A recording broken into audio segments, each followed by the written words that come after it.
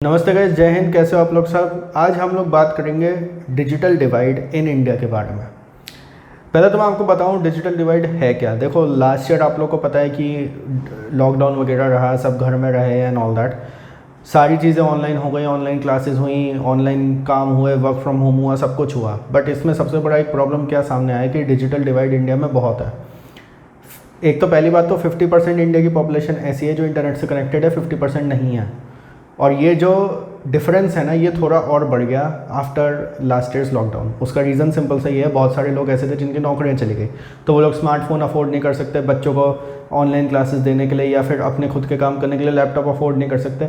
इसकी वजह से वो लोग जो हैं थोड़ा डिजिटली वो हो गए, डिजिटली डिप्राइव्ड कह सकता हूँ मैं, वो डिजिटली डिप्राइव्ड हो गए। एंड इसकी वजह से जो गैप था ना, वो और ज़्यादा बढ़ गया है।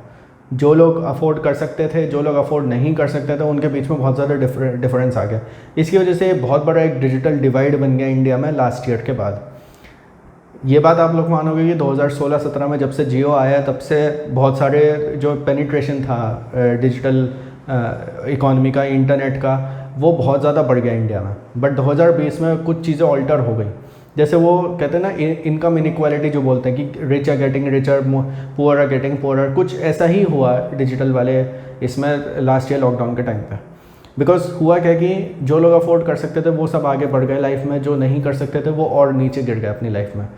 बहुत सारे बच्चे ऐसे थे जो ऑनलाइन क्लासेस अफोर्ड नहीं कर पा रहे थे, स्मार्टफोन नहीं था, कुछ नहीं था, जिसकी वजह से उनको स्कूल से बाहर निकलना पड़ा। बहुत सारी लड़कियां ऐसी थी 14-15 साल की उम्र में, उनको चाइल्ड मैरिजेस में ढकेल दिया गया। बहुत सारी चीज़ें हुई हैं।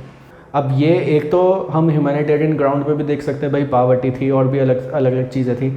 बट इस वीडियो में हम फिलहाल तो डिजिटल डिवाइड की बात करेंगे। एंड मैं आपको 5 तरीके बताऊंगा इस वीडियो में कि हम कैसे अपने डिजिटल डिवाइड को जो है ठीक कर सकते हैं इंडिया के आने वाले टाइम में।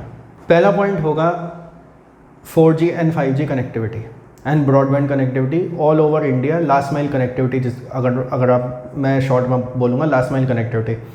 ये मैं क्यों बोल रहा हूँ, हमें हर गली नुक्कड़ पे इंटरनेट अब चाहिए। इंडिया एक बहुत वास्ट कंट्री है, मैं जानता हूँ बहुत डॉन्टिंग टास्क ये होगा, बट हमें अब हर गली नुक्कड़ में इंटरनेट चाहिए। देखो, जहाँ जहाँ इंटरनेट नहीं है वहाँ मैं सोचता हूँ कि गवर्नमेंट को अब ये करना चाहिए कि सीधा वहाँ पे 5G टेक्नोलॉजी ही इम्प्लीमेंट कर दो। अगर हम ये सोचेंगे कि नहीं भैया ये नया इलाका है, यहाँ पे पहले हम 3G चलाते हैं, 4G चलाते हैं, फिर 5G पे आएंगे, तो कोई फ़ायदा नहीं है उसका। 5G टेस्टिंग्स ऑलरेडी शुरू हो चुकी हैं। जिन शहरों में 4G अच्छा चल रहा है, वहाँ पे आप 4G को धीरे धीरे 5G में अपग्रेड करिए। बट जो नए नए एरियाज़ हैं, जहाँ पे फाइबर नहीं पड़ी है, या जहाँ पे टेलीकॉम टावर्स ऐसे नहीं है जो 3G या 4G कर पाएँ या फास्ट इंटरनेट आपको दे पाएँ, वहाँ पे सीधा 5G टेक्नोलॉजी को इम्प्लीमेंट अब करना चाहिए गवर्नमेंट को एंड टेलीकॉम कंपनीज़ को। हमें ये नहीं सोचना चाहिए कि भाई पहले यहाँ पे 3G पहले यहाँ पे टेस्ट कर लेते हैं, 4G यहाँ पे टेस्ट कर लेते हैं। देखो, अल्टीमेटली तो आपको 5G वहाँ पे लगाना ही है आने वाले टाइम में। आप ये तो सोच नहीं सकते कि भाई यहाँ पे पॉपुलेशन कम है, कुछ है, ठीक है, वो कभी कभी रीज़न होता है कि भाई पॉपुलेशन कम है, यहाँ पे फाइबर बिछा के क्या फ़ायदा एंड ऑल दैट। बट आपको जो है लास्ट माइल कनेक्टिविटी अब देनी पड़ेगी। आपको इंडिया के हर गली नुक्कड़ पे अब इंटरनेट पहुँचाना पड़ेगा। एंड प्लस आपके जितने भी सिस्टम अपग्रेडेशंस हैं वो सारी चीज़ें हो जानी चाहिए, ताकि हम लास्ट माइल कनेक्टिविटी दे सकें। ये जो 50% है ना, ये 90% या मैं तो कहता हूँ 100% हो जाना चाहिए। 100% हमारा पूरा देश इंटरनेट से कनेक्टेड होना चाहिए। दूसरा पॉइंट होगा साइबर एजुकेशन। अब देखिए, साइबर एजुकेशन क्या है मैं आपको बताऊँ। देखो, इंटरनेट पे आप लोगों को ले आए, बट आपको लोगों को ये भी सिखाना पड़ेगा इंटरनेट कैसे यूज़ करना है, क्या होता है क्या नहीं होता, सब चीज़ें आपको उनको बतानी पड़ेंगी। एंड जब तक आप उनको ये सब चीज़ें नहीं बताओगे, तब तक वो आगे नहीं बढ़ सकते अपनी लाइफ में। देखो, वर्क फ्रॉम होम हुआ, ऑनलाइन क्लासेस हुई, स्टडीज़ हुई, सब कुछ हुआ, बट इन सब चीज़ों में हमें जो लोअर क्लास है या जो लोग इलिटरेट हैं या जिन लोगों को साइबर स्पेस के बारे में नॉलेज नहीं है, हमें उनको ये भी सिखाना पड़ेगा भाई आपको स्मार्टफोन कैसे यूज़ करना है, इंटरनेट कैसे यूज़ करना है, लैपटॉप कैसे यूज़ करना है, सब कुछ हमें सिखाना पड़ेगा उनको। जब तक नहीं सिखाओगे तब तक कोई फ़ायदा नहीं है, तब तक वो डिजिटल डिवाइड एक बना रहेगा। मेरे सामने स्मार्टफोन पड़ा है बट मेरे को उसको यूज़ करना नहीं आता, तो उसका कोई फ़ायदा थोड़ी ना है। आप उसमें दे दो मेरे को 300 Mbps का कनेक्शन दे दो उसमें वाईफाई से या 5G से, मेरा क्या यूज़ है भाई, मेरे को तो पता ही नहीं उसको यूज़ कैसे करना है। तो वो भी तो एक डिजिटल डिवाइड को ही बढ़ाएगा ना।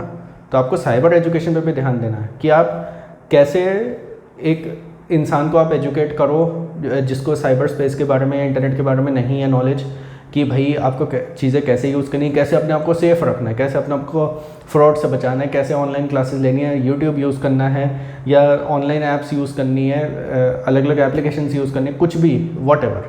तीसरा पॉइंट होगा गवर्नमेंट स्कीम्स। अब देखिए गवर्नमेंट स्कीम्स, देखिए मैं ये नहीं कह रहा कि हम अलग अलग जगह सब्सिडीज़ दें या कुछ दें। देखो ऑलरेडी इंडिया का इंटरनेट जो है बहुत ज़्यादा सस्ता है, पूरे दुनिया में one of the cheapest internet जो है वो इंडिया का है। बट हमें जो है ना, हमें एक बहुत ज़्यादा ज़रूरत है कि गवर्नमेंट के कुछ ऐसे प्रोग्राम्स चलें कुछ टायर 3 सिटीज़ रूरल एरियाज़ वगैरह में, जहाँ पे हम लोग जो है गवर्नमेंट की तरफ से एक फ्री कनेक्टिविटी हो जाए, वहाँ पे फाइबर कनेक्शन हो जाए हाई स्पीड वाला, और वहाँ पे जो है अलग अलग तरीके से साइबर एजुकेशन दी जाए, या फिर क्या कहते हैं अलग अलग चीज़ें बच्चों को सिखाई जाए, या फिर जो एजुकेशनल इंस्टीट्यूशंस हैं वहाँ पे, या फिर जो गवर्नमेंट स्कूल्स हैं, जो छोटे स्कूल्स हैं, वहाँ पे कनेक्टिविटी दी जाए, ताकि वहाँ के जो बच्चे हैं वो इंटरनेट की दुनिया को एक बार देख सकें, वो समझ सके क्या है क्या नहीं है। क्योंकि देखिए क्या है, हम अगर ये सोचेंगे कि भाई सारे काम टेलीकॉम कंपनीज कर लेंगी, तो वो ज़रूरी नहीं है। क्योंकि देखिए अगर मैं एक टेलीकॉम प्लेयर हूँ, मेरे को पता है कि भैया मेरे को पूरे इंडिया में अपना टेलीकॉम नेटवर्क फैलाना है। अगर मेरे को पता है भैया ये 15 जगह ऐसी हैं जहाँ पे बहुत छोटी जगह है, कोई इंटरनेट अफोर्ड नहीं कर सकता, यहाँ पे मैं उस पर ध्यान ही नहीं दूंगा, मैं कहूँ मेरे को तो प्रॉफिट से मतलब है। तो यहाँ पे जो है गवर्नमेंट को वो करना पड़ेगा, इन्वॉल्व होना पड़ेगा, उनको कहना पड़ेगा भाई ठीक है, जहाँ जहाँ आपको नेटवर्क डालना है आप वहाँ वहाँ डालो। ये जो कुछ एरियाज़ हैं जो थोड़े बैकवर्ड एरियाज़ हैं, यहाँ पे गवर्नमेंट ध्यान देगी, यहाँ पे गवर्नमेंट फंड करेगी, सारा आपका आईटी का इंफ्रास्ट्रक्चर जो कुछ है वो सारा गवर्नमेंट फंड करेगी। फोर्थ पॉइंट होगा फ्यूचर टेक्नोलॉजीज़ का आप ध्यान रखिए। फ्यूचर टेक्नोलॉजीज़ जितना जल्दी हो हम लोग इम्प्लीमेंट करें। 5G का जितना जल्दी रोल आउट होगा, जितना जल्दी हर जगह जगह 5G पहुँचेगा, उतना हमारे देश के लिए अच्छा है। जितनी जल्दी हम नई नई मशीन्स ले आएंगे, नए नए सिस्टम्स ले आएंगे, नई नई टेक्नोलॉजीज़ लेंगे, तो उतना हम और ज़्यादा इंटरनेट का यूज़ कर सकते हैं। IoT डिवाइसेस हो गए, कनेक्टेड मशीन लर्निंग हो गया, आर्टिफिशियल इंटेलिजेंस हो गया, इन सब में बहुत ज़्यादा ज़रूरत है 5G कनेक्टिविटी वगैरह की। यानी इसमें जो है टेलीकॉम कंपनीज़ की भी रिस्पॉन्सिबिलिटी बनती है कि जियो हो, चाहे एयरटेल हो, चाहे वोडाफोन हो, या चाहे कोई और नेटवर्क हो, आप सबकी भी रिस्पॉन्सिबिलिटी बनती है। आप जितना जल्दी हो अपनी कैपेसिटी के हिसाब से, जितना जल्दी हो आप अपने नेटवर्क को एक्सपेंड करो, अपने नेटवर्क को इम्प्रूव करो, अपनी नेटवर्क क्वालिटी इंप्रूव करो, कॉल क्वालिटी इंप्रूव करो, इंटरनेट क्वालिटी आप इंप्रूव करो। एंड गवर्नमेंट को भी दूसरी तरफ ये ध्यान देना पड़ेगा कि ये एक ऐसा एनवायरनमेंट बने कि ये प्राइवेट कंपनीज भी अच्छी तरह काम कर सकें, एंड प्लस BSNL MTNL जैसी जो गवर्नमेंट कंपनीज है वो भी अच्छी सर्विसेज दे सकें। लास्ट पॉइंट होगा कि 5G के आगे की जो टेक्नोलॉजीज़ हैं हम उस पर अभी से ही थोड़ा थोड़ा काम करना स्टार्ट कर दें। अब आप कहोगे कि भाई 5G तो अभी तक पूरी तरह आया नहीं है, रोल आउट हुआ नहीं, हम आगे की क्या सोचें। देखो जो बहुत आगे सोचने वाले देश है ना, वो 6G तक पहुंच चुके हैं, वो 6G की भी रिसर्च शुरू कर चुके हैं।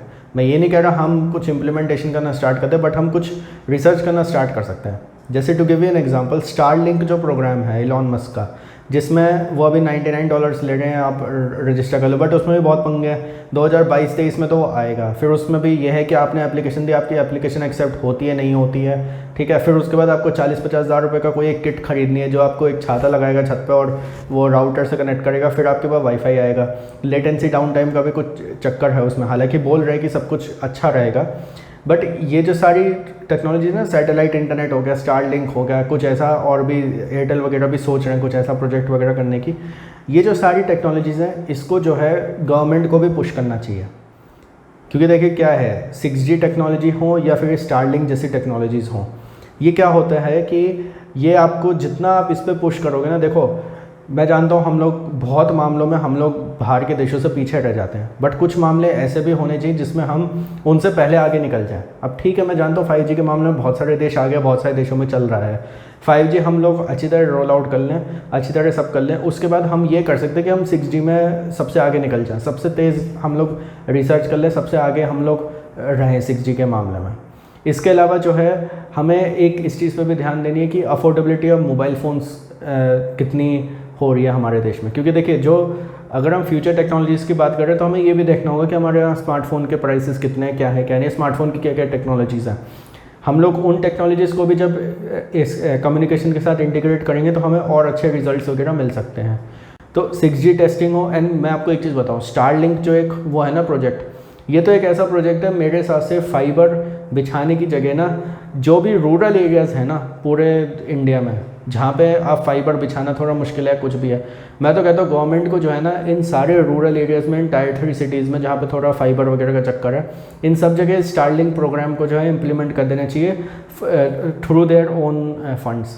क्योंकि आप ऐसे करोगे तो उसमें एक तो फाइबर का चक्कर नहीं है, दूसरी बात क्या है, आप खुद फंड करोगे तो आप जो है ऐसे कर सकते हो, स्टारलिंक का अपने हॉटस्पॉट बना लिया, आसपास के जो गांव वाले हैं वो सब एक्सेस कर सकते हैं।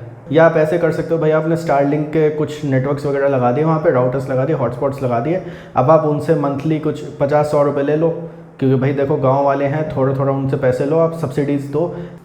तो गाइज़ ये 5 पॉइंट्स थे जिसके थ्रू हमारा जो डिजिटल डिवाइड जो हो गया है वो बहुत ज़्यादा ठीक हो सकता है, एंड 90 to 95% हमारा जो देश है वो इंटरनेट से कनेक्टेड हो जाएगा। हालांकि 100% हो जाए तो और अच्छा है, but obviously there are some sections of society जो 100% हम हर एक के पास भी पहुंचना मुश्किल हो गई। Anyways guys, that's it for this video. Thank you for watching the video. Like this video and share with all your friends.